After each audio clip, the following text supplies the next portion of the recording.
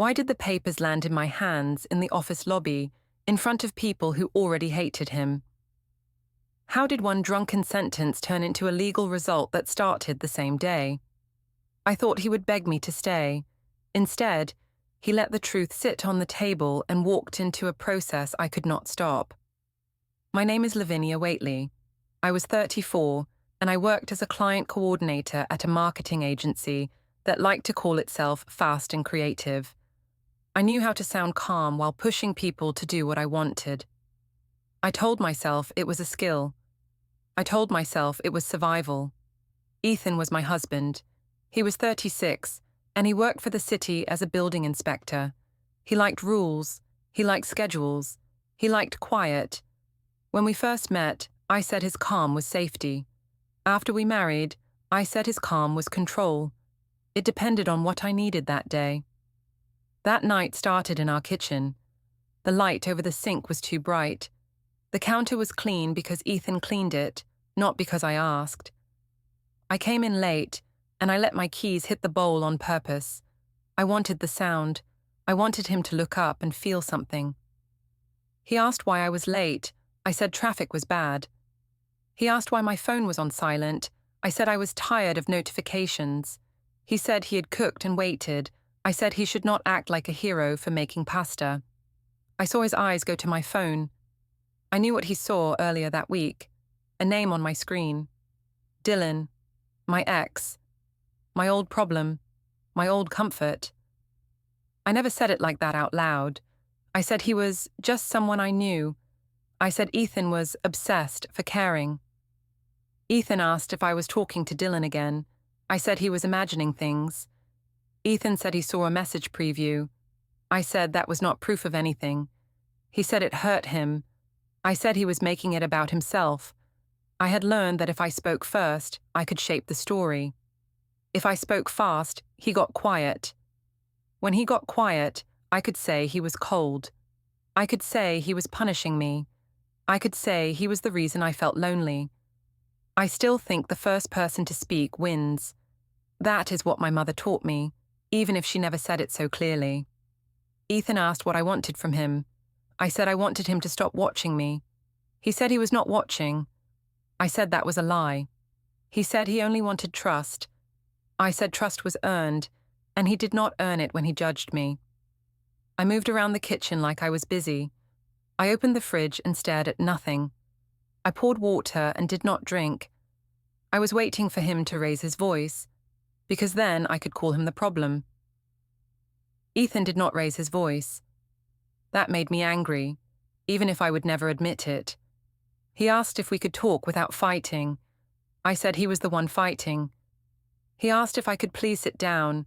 I said he was not my boss. He said he felt like he was losing me. I said he was dramatic. Then I did what I always did when I felt small. I called someone. Not on the phone, not yet. First, I texted my sister, Talia. I wrote that Ethan was starting again. I wrote that he was trying to control me. I left out my late time. I left out Dylan's name. I did not lie with words. I lied with space. Talia replied fast. She said I deserved fun.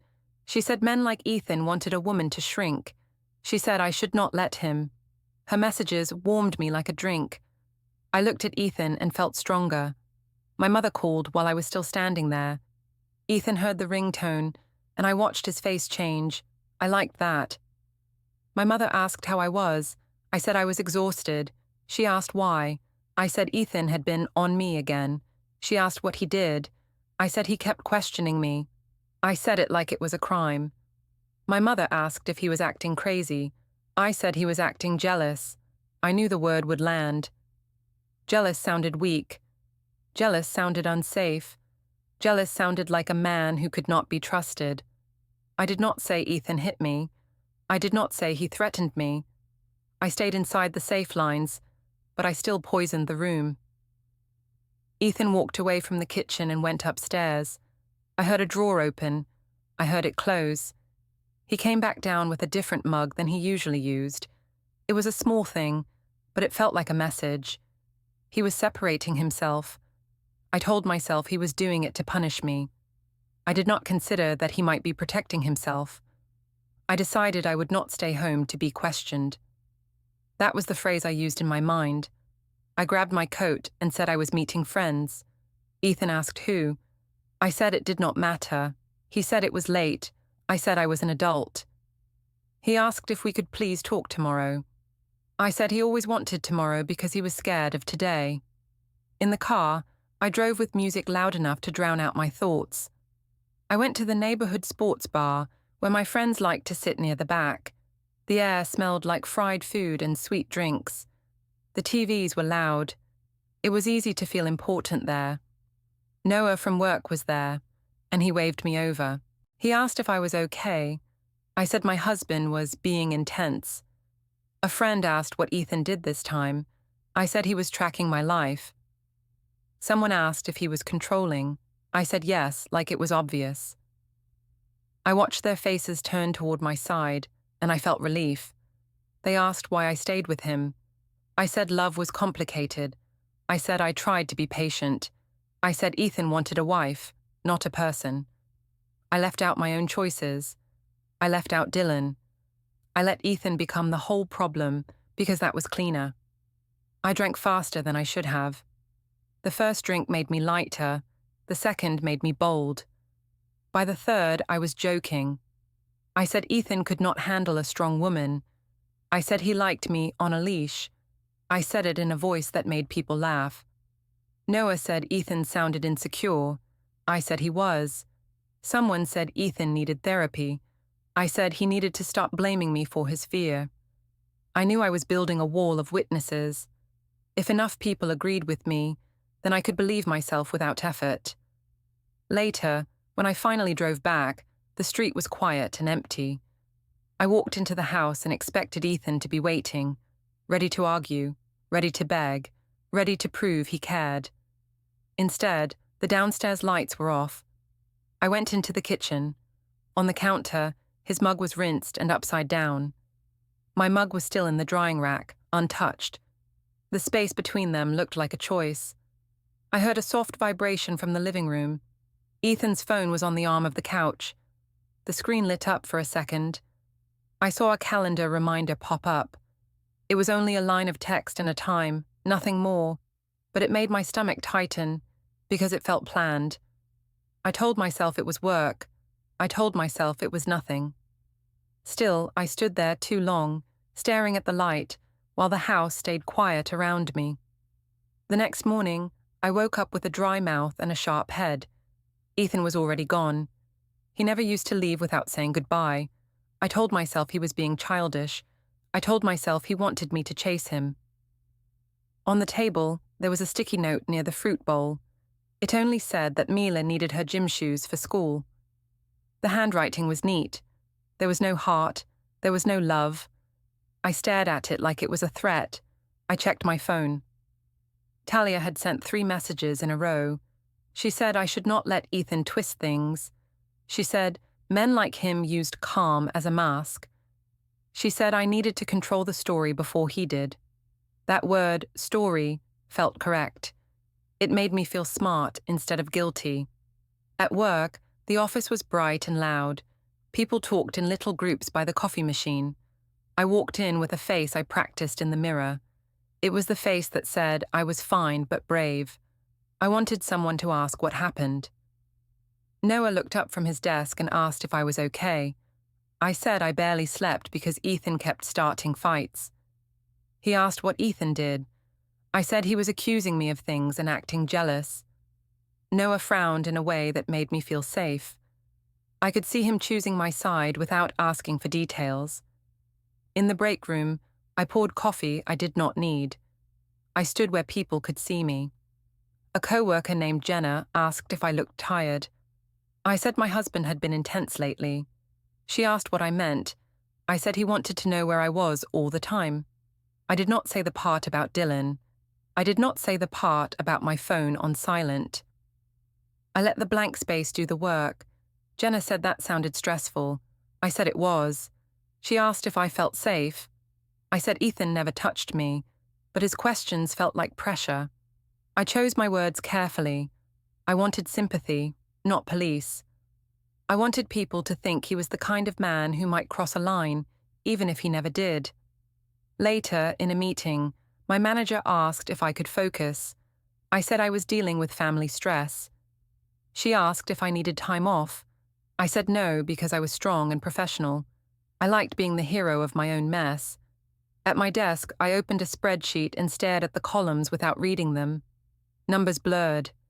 My mind kept going back to the calendar reminder I saw on Ethan's phone. It was nothing, but it sat under my skin. I texted Ethan around lunch. I wrote that we needed to talk. He replied later and said we could talk after Mila was asleep. The message was polite. It had no emotion. That made me feel like I was talking to a wall.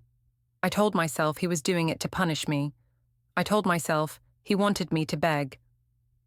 In the afternoon, Noah leaned over the divider and asked if things were getting worse. I said Ethan was acting like I belonged to him. I said he was cold at home and then acted shocked when I went out.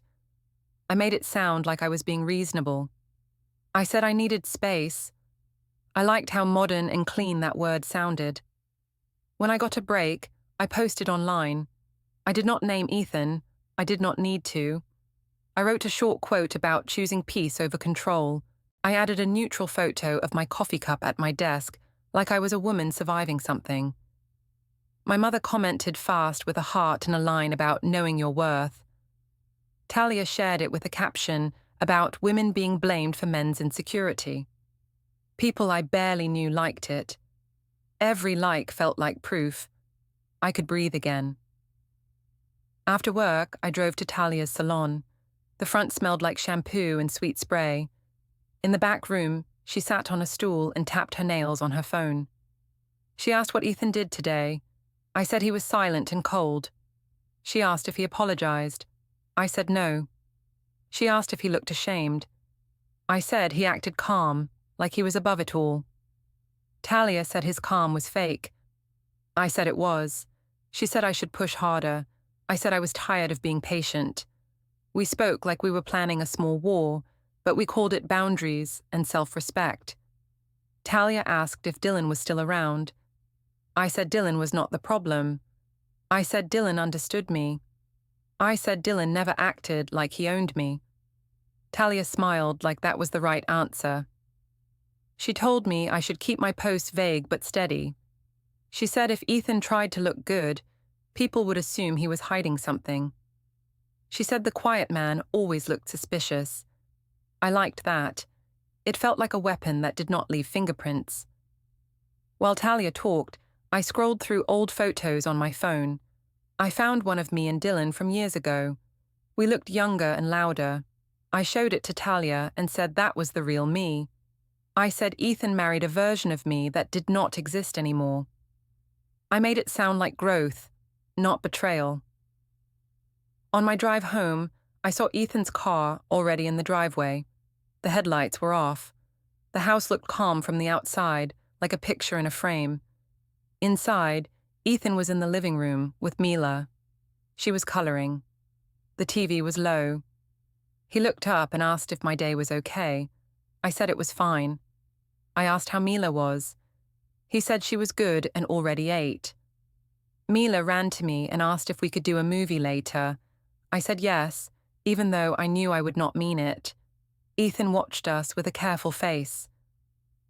After Mila went upstairs to brush her teeth, Ethan asked if we could talk for a minute. I said sure, like I was doing him a favor. He asked if I could stop posting about our marriage. I said I was not posting about him. He said people could guess. I said that was not my problem. He asked if I was seeing Dylan. I said he was stuck on the past. He said it was not the past if it was happening now. I said he had no proof. He asked why I could not answer a simple question.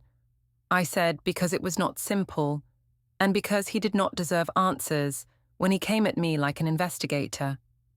Ethan said he missed when we were kind. I said kindness was hard when someone policed you. He said he was not policing. I said his tone was. He asked if I wanted to stay married. I said of course, but I needed respect. I said respect followed results, and I had results. I did not explain what I meant. I wanted him to feel behind. He got quiet, then nodded once. He did not argue. He did not plead. He stood up and walked toward the hallway. As he passed the small desk near the stairs, I noticed papers stacked in neat piles. They looked like bills and school forms. Nothing special. Still, the stack was too neat, like someone was sorting life into categories. Ethan opened the lower drawer. I heard a soft click, like a lock. He looked back at me and asked if I needed anything. I said no. He closed the drawer and went upstairs without another word. I stood in the living room alone. I told myself he was trying to scare me with silence. I told myself I was still in control because everyone believed my version. But my chest felt tight, and the house felt divided, like we were already living on two different sides of the same wall. Saturday came fast, and I decided it would be a test. Ethan's dad had a birthday dinner at a family restaurant, the kind with long tables and warm lights, and too many people talking at once. Ethan told me earlier in the week that we should go and keep it simple. I heard keep it simple as behave. I did not like being told to behave. I spent extra time getting ready. I chose a dress that made me look like I had my life together. I wanted his family to see me as calm and bright, and I wanted Ethan to look like the tense one. In my head, I was already planning how the night would go. If I could win the room, then I could win the marriage without changing anything. In the car, Ethan drove with both hands on the wheel. Mila sat in the back and kicked her feet softly. Ethan asked if we could please be polite tonight. I said I was always polite. He asked if we could avoid private topics at the table. I said he was the one who made things private and weird. He said his parents did not need stress. I said his parents always judged me anyway. He asked why I always assumed the worst. I said because I knew people. I knew how quickly a room could turn. At the restaurant, Ruth and Glenn were already there. Ethan's sister was there too, with her husband. The table was long, and there were plates and water glasses set like a small stage. I felt the stage feeling right away. I kissed Glenn's cheek and said happy birthday. I hugged Ruth and kept my smile tight. I wanted her to see that I was not scared of her. Ruth asked how work was. I said work was busy but fine. She asked how Mila was. I said Mila was great. Ruth looked at Ethan and then back at me, like she was checking for cracks. I decided she would not find any in me. She would find them in him. The waiter came, and everyone started ordering. The room was loud, which made it easier to say things and pretend they were jokes. Mila sat between Ethan and me, and I could feel Ethan trying to keep the mood calm for her. Glenn asked Ethan about his week. Ethan said it was normal and he had inspections all over the city. Glenn asked if he liked it. Ethan said he did. Someone asked me about my job. I said clients were difficult, but I knew how to handle them. I said it like a little brag. I liked when eyes turned to me. Then Ruth asked how things were at home. She said it softly, but I heard the meaning. She wanted to know if Ethan was okay. I looked at Ethan first, then back at Ruth. I said home was fine, but Ethan was stressed lately. Ethan asked what I meant. I said he had been in his head. Ruth asked if anything was wrong. I said nothing was wrong, but Ethan kept worrying about silly things. Ethan asked me not to do this here. I said I was not doing anything. He said it felt personal. I said he made everything personal. My mother always said that if you act relaxed, people believe you. So I leaned back and smiled, like I was the relaxed one. I looked at the others and said, Ethan loved routines, and sometimes he did not handle change well. I saw Ethan's jaw tighten, and I felt a small win. Ethan's sister asked what kind of change. I said it was small things, like me going out with friends. I said Ethan asked too many questions. I said it like he was a parent, not a husband. I watched the faces around the table. Some of them nodded, like they understood. Ruth did not nod. Ethan said I was twisting it. I said I was telling the truth. He asked if I could stop. I said if he did not want people to know, he should stop acting like that. Mila asked if we could get dessert later. Her voice was thin. Ethan said yes, of course. I said yes too, but I could see Mila's eyes moving between us. It annoyed me. I wanted her to be a child and not notice. I wanted my life to stay in boxes. The food came. People tried to talk about normal things again. Glenn talked about a repair he did at home. Ethan listened and answered politely. I could not stand how normal he looked. It made my story harder. So I pushed again, but with a smile. I said Ethan was lucky I chose him. I said I could have married someone more exciting, but I chose stable. I said it like a compliment. People laughed in that awkward way where they do not know if it is a joke. I laughed too, louder than them. Ethan asked me to stop making jokes about him. I said he was too sensitive. He said it was not funny. I said humor was how families survived. Ruth said it did not sound like humor. I said Ruth just did not like me. Ruth asked why I enjoyed embarrassing Ethan. I said I was not embarrassing him, I was being honest. Ethan asked if I could please focus on Glenn's birthday. I said I was focusing, and he was the one ruining it with his face. Glenn tried to change the topic. He asked Mila about school. Mila said she liked art class. Glenn smiled and told her that was good. For a moment the table softened. Then my phone buzzed, and I knew, even before I looked, that it was Dylan. I did not open the message. I just felt the buzz, like a secret heartbeat. Ethan's eyes flicked toward my phone. It was fast, but I caught it. I felt a sharp pleasure that I could still pull his attention with nothing but a vibration. Ethan asked if everything was okay. I said it was work. He asked why work would message on a weekend. I said clients did not care about weekends. Ruth's eyes narrowed. Ethan did not argue. He just nodded once, like he was saving the moment for later. That made me uneasy. After dinner, the waiter brought the bill in a black folder. Glenn reached for it, but Ethan stopped him and said he would pay. Glenn argued lightly. Ethan insisted. I watched Ethan take out his card, like he was doing a normal husband thing. I hated that, because it made him look good. I leaned toward Ethan and said he did not need to play hero. He asked me to stop. I said he only paid because he needed control. He said it was his dad's birthday. I said he always used family as a shield. He said I was the one using words like knives. I said he was being dramatic. He did not answer. He signed the receipt, and I saw him take a quick photo of it with his phone before he put it away. It was small and quiet. It looked like nothing. Still, it made my stomach dip. On the way out, people hugged Glenn and wished him happy birthday again. Ruth hugged Mila longer than usual. Ruth looked at Ethan and said something low. Ethan nodded. I could not hear the words, but I could read the tone. It felt like a plan forming without me. In the parking lot, I walked ahead on purpose, expecting Ethan to follow and ask me to calm down. He did not. He opened the back door for Mila, buckled her in, and closed it gently. He did not look at me while he did it. I asked if he was going to ignore me now. He said he was not ignoring me, he was driving. I said he loved acting calm to make me look crazy. He said he would not argue in front of Mila. I told him he always hid behind Mila. He said he would protect Mila from adult problems. I said he was making me the villain.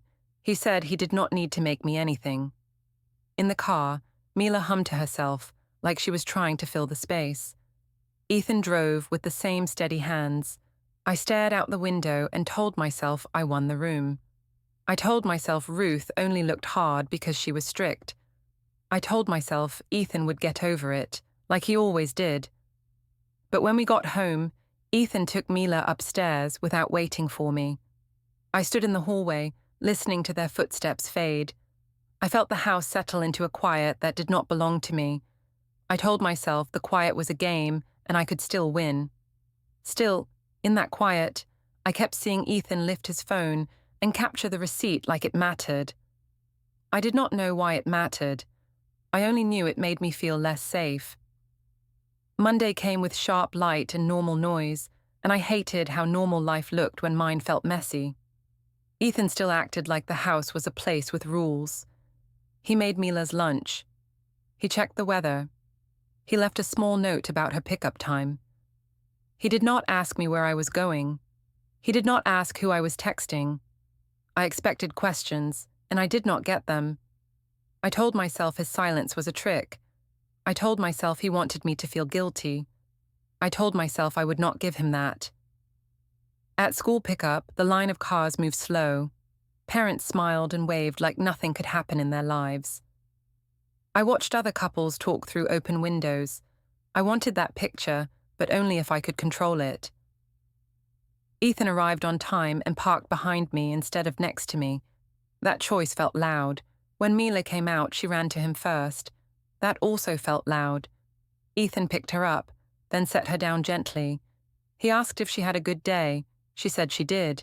He asked if she ate her snack. She said she did. He asked what she drew in art. She said she drew a cat. He looked at me and asked if I wanted to take her home or if he should. I said I could take her. He nodded and said okay. No fight, no sarcasm, no tone I could attack. In the car, Mila asked why Daddy was quiet lately. I told myself I would keep it simple. Then I heard my own mouth move. She asked if we were mad. I said Daddy was stressed. She asked why. I said grown-ups worry about silly things sometimes. She asked if it was her fault. I said no, never, but Daddy worried too much. I chose my words like needles. I wanted her to lean toward me.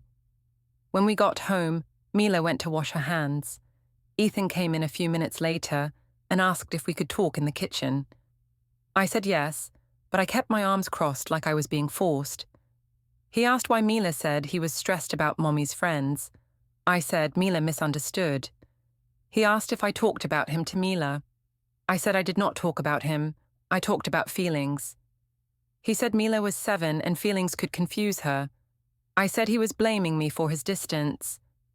Ethan asked if we could agree not to pull Mila into adult problems. I said he was the one pulling her in by acting cold. He said he was not cold, he was careful. I said careful was another word for punishment. I watched his face. He did not react the way he used to. He did not get red. He did not point. He did not raise his voice. He just listened, and that made me feel like I was talking to a wall that was collecting my words. He asked if I had posted again. I said I could post whatever I wanted. He said people were asking him questions at work. I said that was his problem. He asked why I wanted strangers involved. I said strangers were kinder than he was. He did not answer that. He looked down at the counter, where the mail sat in a neat stack. I noticed he had sorted it into small piles. One had school written on a sticky note. One had household. One had bank. The labels were plain. The piles were too straight, like someone was calming himself with order. I tried to laugh. I said he was acting like an accountant. He said he was staying organized. I said he never cared about labels before. He said people change. That sentence landed harder than he meant it to. I told myself he said it to scare me. I told myself I would not be scared. Later, my mother called. She asked how things were. I said Ethan was acting strange. She asked if he was threatening me. I said no, but he was acting like he was above me. My mother said that meant he was planning to control me. She told me I should not let him set the rules. She told me to keep telling my side to people.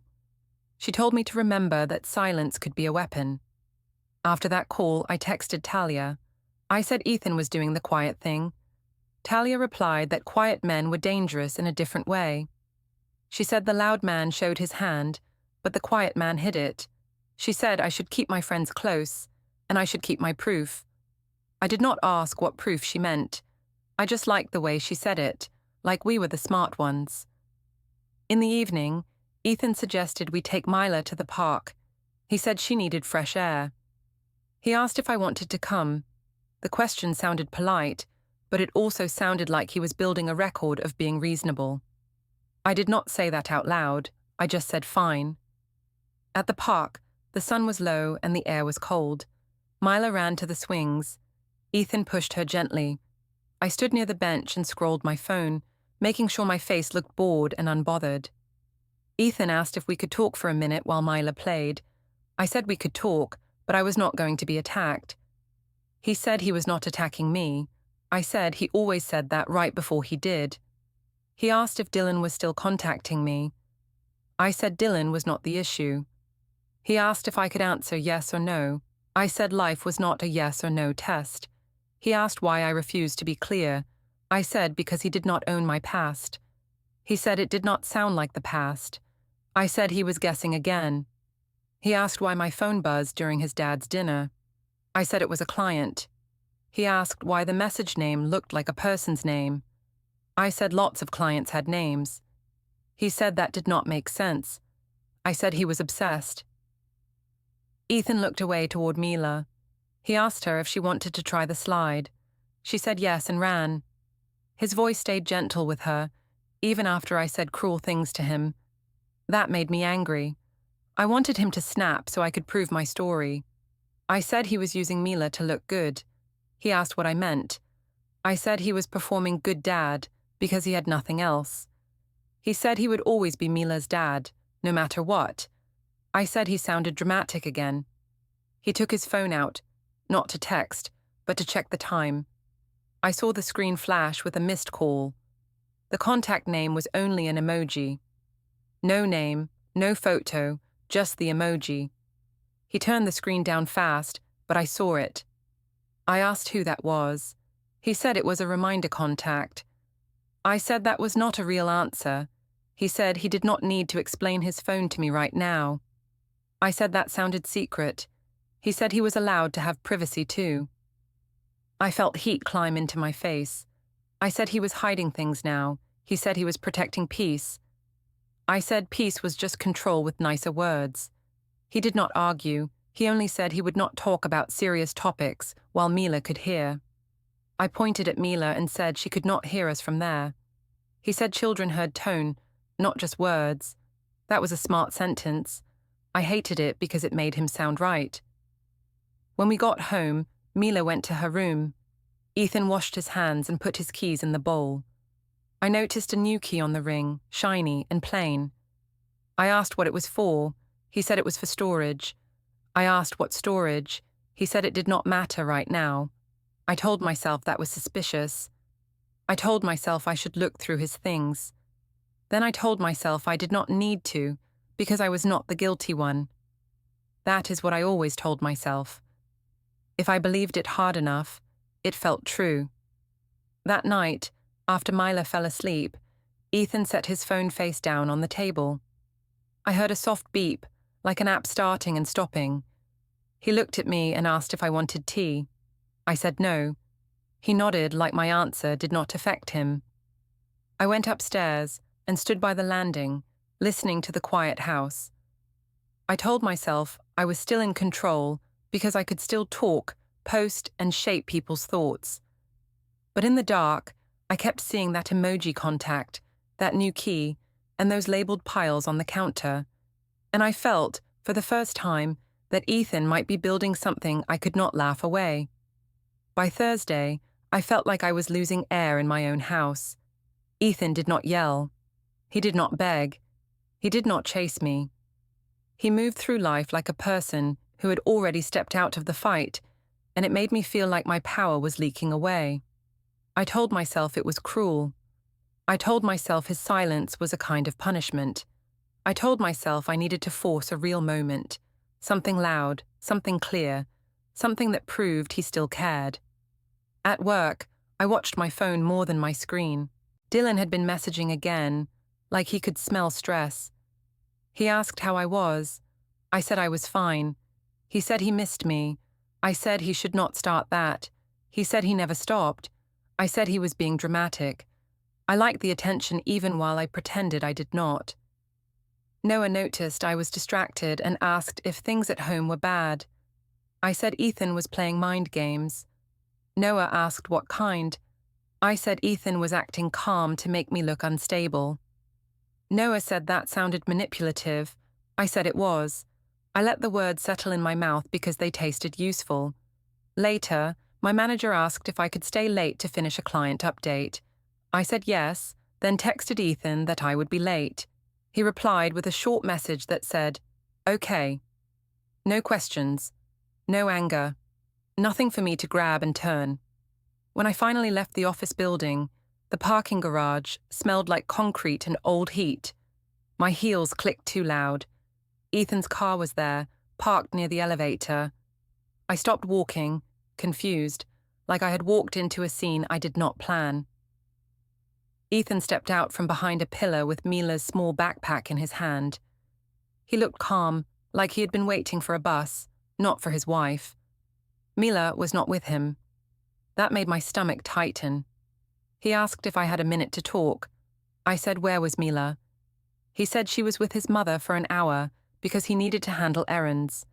I asked why he did not tell me. He said he had sent a message earlier. I checked my phone and saw it. I had ignored it on purpose, then forgot. I asked what errands were so important. He said household things. I said he was acting secret again. He said he was acting responsible. He asked if we could stand somewhere quieter. I said no, because he always wanted privacy to control the story. He said the garage was fine then. He held the backpack like it was proof of something. He said Mila told him she felt like we were two separate houses in one home. He asked what I had said to her. I said Mila was sensitive and imagined things. He said she was not imagining the way we spoke to each other. I said he was the one who changed first. He said he changed because he was trying not to escalate. That word, escalate, made me feel accused. I said he was using therapy words to sound right. He said he was using normal words because he was tired of chaos. I said there was no chaos until he started policing me. He asked again about Dylan. He asked if Dylan was still in my life. I said Ethan was obsessed. He said it was not obsession to ask if my wife was in contact with the man I used to sleep with. Hearing him say it, that cleanly made my throat go tight, so I turned it into anger. I said he was rude for saying it like that. He asked how he should say it. I said he should not say it at all. He said he could not pretend it was not there. I said he was creating problems because he needed drama. Ethan looked at me for a long moment. Then he asked if I would agree to simple rules for the next few weeks, for Mila. He said consistent pickups, consistent bedtime, consistent meals. He said no arguing where Mila could hear. He said we could talk like adults later. I said he was already treating me like I was unstable. He said he was treating the situation like it mattered. I said he was trying to set the terms like a judge. He said he was trying to keep Mila steady. I felt the eyes of a stranger pass by in the garage, and I hated that Ethan looked like the normal one. I hated that if someone saw us, they would not see the villain I had been describing. So I pushed harder. I said if he kept acting like this, I would tell people what he was really like. He asked what that meant. I said people would know he was controlling. He asked if I meant my vague posts. I said I meant more than posts. Ethan did not flinch. He only said he would not fight me in public or private. He said if I wanted to say things, I could say them, but he would not argue. That made me feel small, like my threats were empty. He asked if I had been drinking again. I said no. He said he could smell it sometimes, even when I thought he could not. I said he was imagining things. He said he was not imagining. He said he wanted Mila to be safe and calm. Safe. Calm. He kept saying those words like he owned them. We drove home separately, even though we were going to the same place. That felt like a message, too. At home, Ethan's mother pulled into the driveway behind me and brought Mila inside. Ruth asked if I was okay. I said I was fine. She asked if I had eaten. I said yes.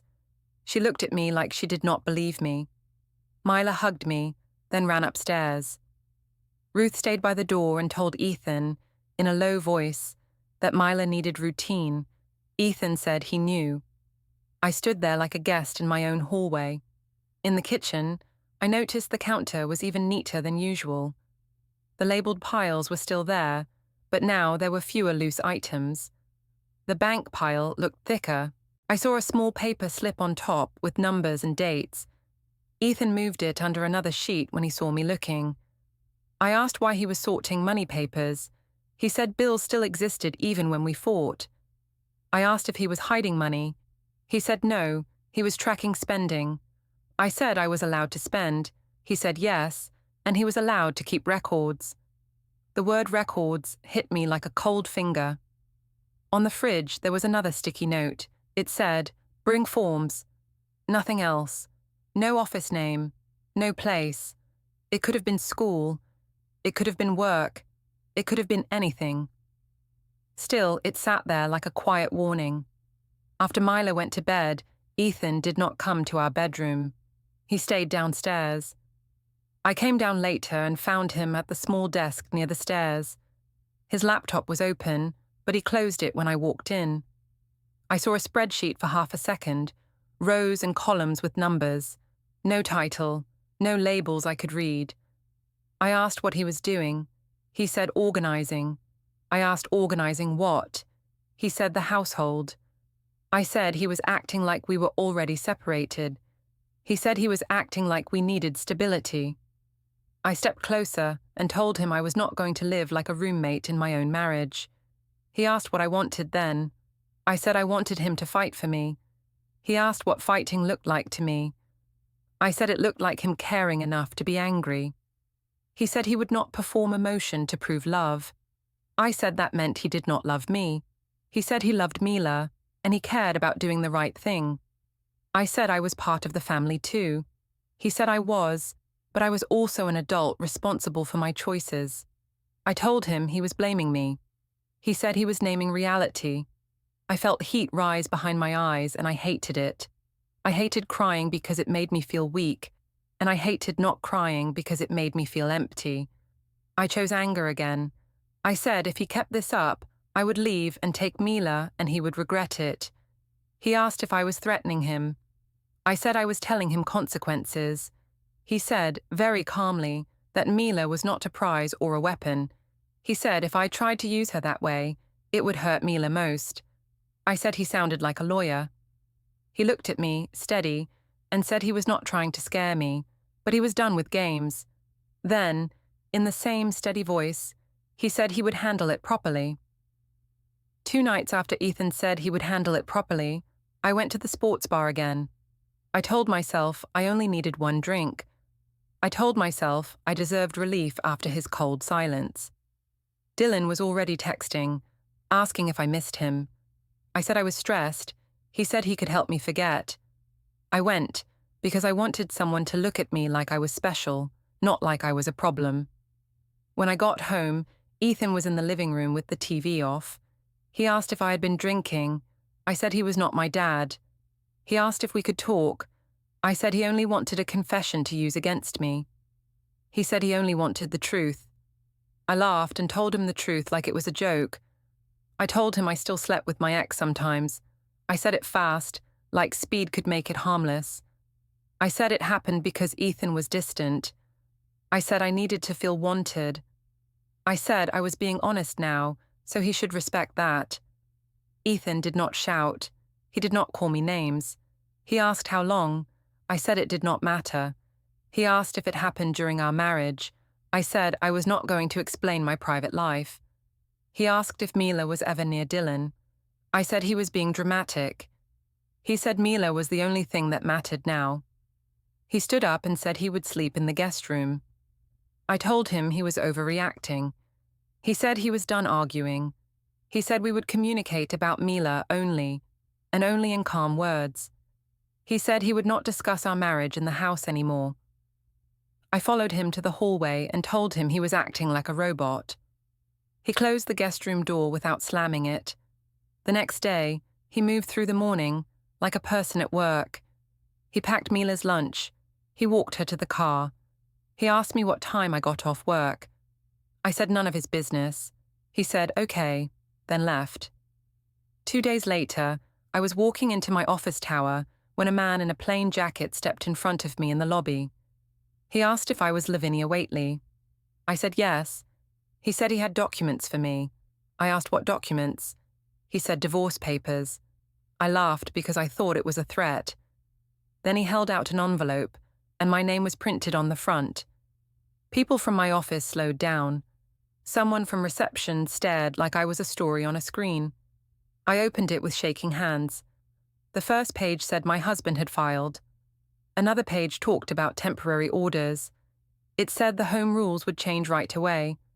It said exchanges for Mila had a set schedule. It said we could not argue in front of her. It said communication had to be limited and calm.